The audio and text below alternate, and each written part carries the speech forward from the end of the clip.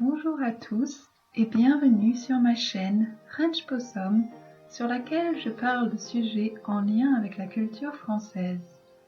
Aujourd'hui, je vais vous parler d'un sujet assez pétillant, le champagne.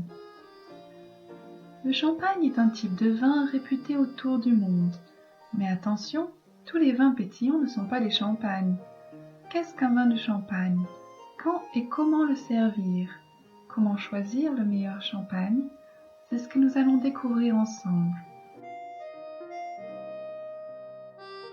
Le champagne est un vin effervescent français. Son nom vient de la Champagne, une région du nord-est de la France. Les plus grandes caves de champagne se trouvent à Épernay et à Reims. Certaines de ces régions productrices de champagne sont maintenant inscrites au patrimoine mondial de l'humanité. La production du champagne passe par plusieurs étapes. Tout d'abord, le raisin, blanc ou noir, est cueilli à la main avant d'être pressé pour en extraire le jus. Ensuite, les vignerons assemblent plusieurs types de raisins, de crus et d'années différentes.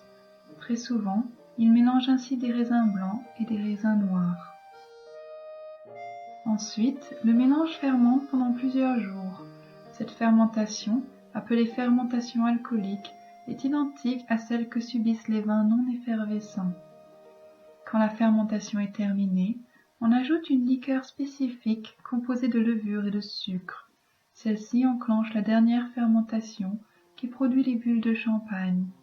On place le vin dans une bouteille en verre que l'on ferme et laisse vieillir pendant 1 à 3 ans environ. Après cette période de vieillissement, les bouteilles sont remuées et le dépôt formé pendant la fermentation est éliminé. On ajoute ensuite un mélange de vieux vin et de sucre. La quantité de sucre ajoutée va déterminer si le champagne sera brut, sec ou demi-sec, c'est-à-dire plus ou moins sucré. Une fois cette dernière étape terminée, la bouteille de champagne est bouchée avec son célèbre bouchon de liège avant d'être placée en cave puis commercialisée. L'élaboration du champagne présente de nombreuses originalités parmi les grands vins français. Mais qu'est-ce qui rend le champagne si unique?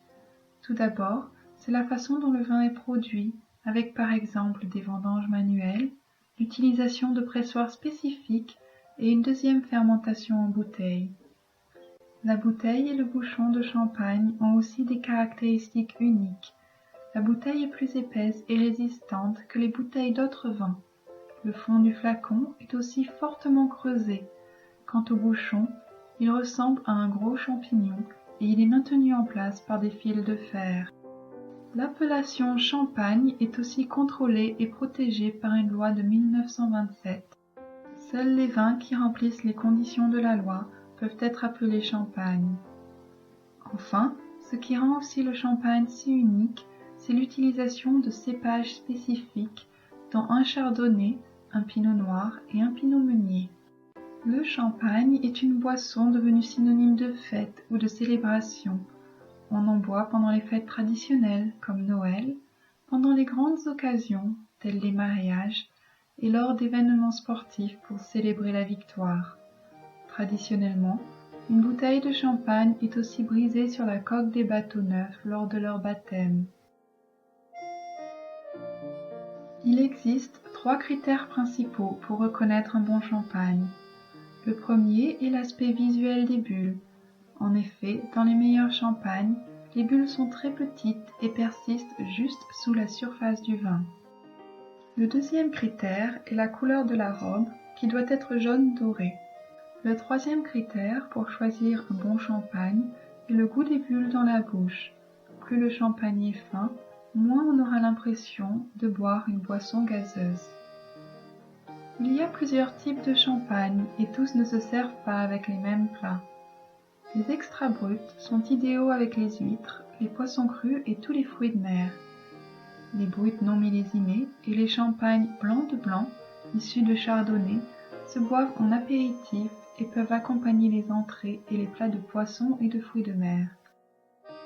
Les bruts millésimés et les champagnes rosés, fabriqués en assemblant du vin rouge avec du blanc, peuvent être servis avec les plats de viande et les fromages. Les rosés accompagnent aussi les desserts de fruits rouges et l'apéritif. Le sec et le demi-sec sont parfaits en accompagnement de dessert. La température idéale pour la consommation du champagne est de 8 à 10 degrés Celsius. On place la bouteille pendant 20 à 30 minutes dans un seau à champagne rempli d'eau et de glaçons. On peut également placer la bouteille au réfrigérateur pendant 3 à 4 heures. La bouteille de champagne ne doit pas rester à la lumière, il est donc conseillé de la couvrir ou de l'emballer dans un linge fin. La façon traditionnelle d'ouvrir la bouteille est d'utiliser un sabre ou un objet allongé pour décapiter la bouteille. On appelle cela sabrer le champagne. Mais la plupart des grands restaurants, au contraire, ouvrent lentement le champagne pour éviter les accidents. Le champagne est servi dans un verre appelé flûte à champagne. Pour mieux préserver les bulles, il faut tourner la bouteille et servir le champagne en inclinant le verre à 45 degrés. La bouteille ne doit être tenue que par le fond, le pouce enfoncé dans la cavité et les doigts alignés le long du corps. Le verre est rempli au maximum aux 2/3. Environ 50% de la production française de champagne est exportée. Les principaux pays consommateurs de champagne en dehors de la France sont le Royaume-Uni, les États-Unis, l'Allemagne et le Japon. Le champagne est servi dans tous les grands restaurants et des stars comme Scarlett Johansson prêtent leur image pour promouvoir ce vin unique. À la semaine prochaine pour un autre sujet de culture française. N'hésitez pas à commenter ci-dessous. À bientôt, bye bye.